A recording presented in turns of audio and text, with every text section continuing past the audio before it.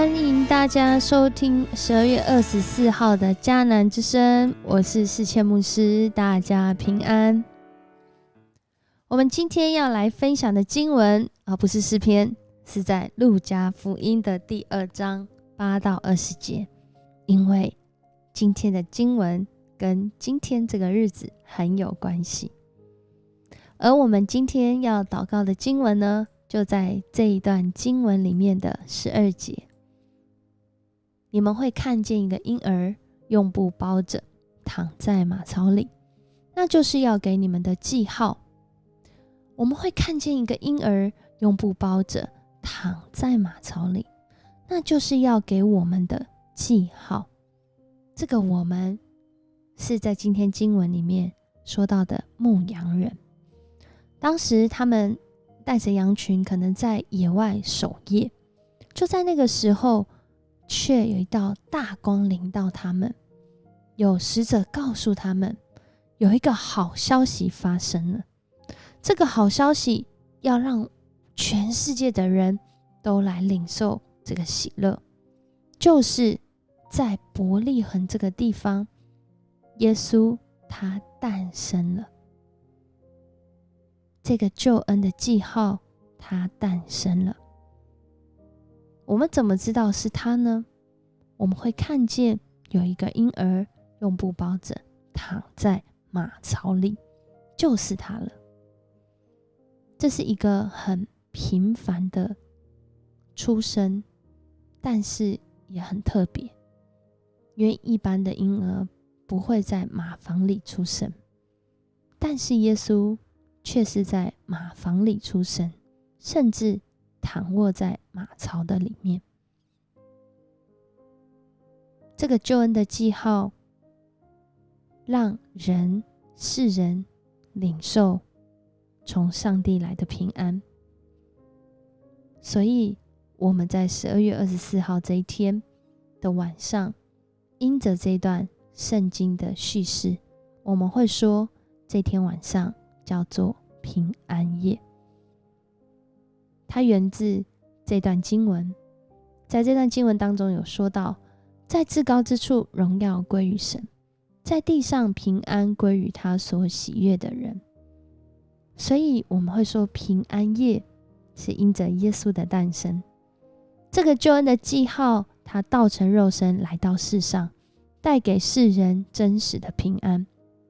而这个平安我们再次要来定义一下，他讲的不是一个身心灵健康，没有遭受困难痛苦的状态，反倒是在表达在各样的处境当中都能够跟上帝有正确和好的关系。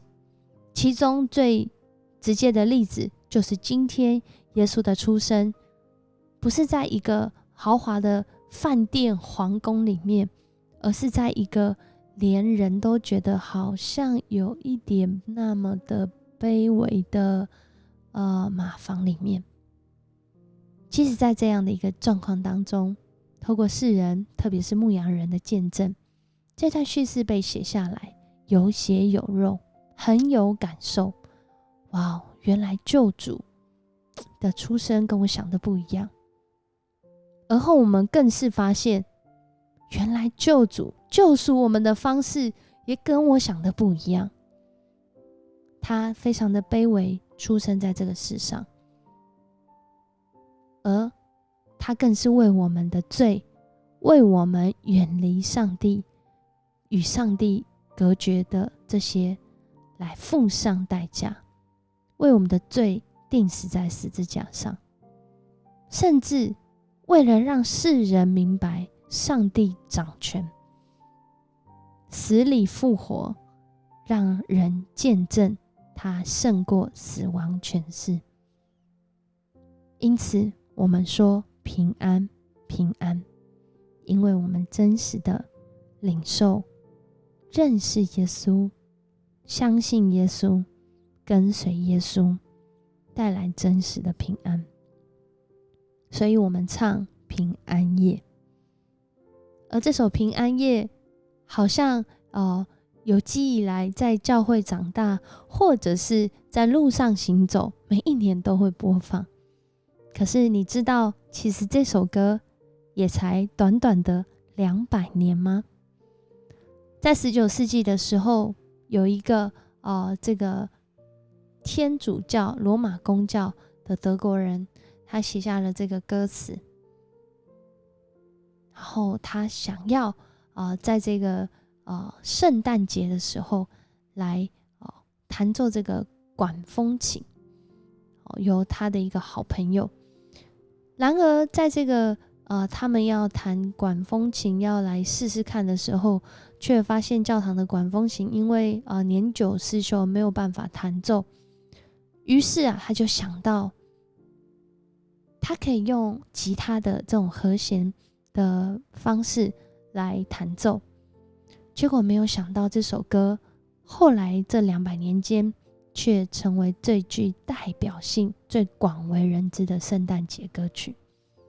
每年12月24号的今天晚上，许多地方全世界各个地方都会有这样的一个平安夜报佳音的活动，就是源自今天这段经文，领受从上帝来的好消息，并且要分享给人知道。这样的平安比平安夜还要长达将近2000年。2000年来，我们都领受这样的平安，而透过今天再一次跟你来分享，圣诞节基督徒会分享，因为我们领受好消息，我们也要将这好消息分享出去。所以许多的教会在圣诞节期特别的忙碌，是因为我们要将这个救恩的记号好消息分享出去。愿今天牧师跟你的分享，让你再次来思想，再次来感受，再次来经历从上帝来的平安。我们一起来祷告。爱我们的主耶稣，我们向你献上感谢。2000多年来，主世人领受从你来的平安，这平安世人不能给，因为这平安是关乎我们一生，甚至关乎永恒。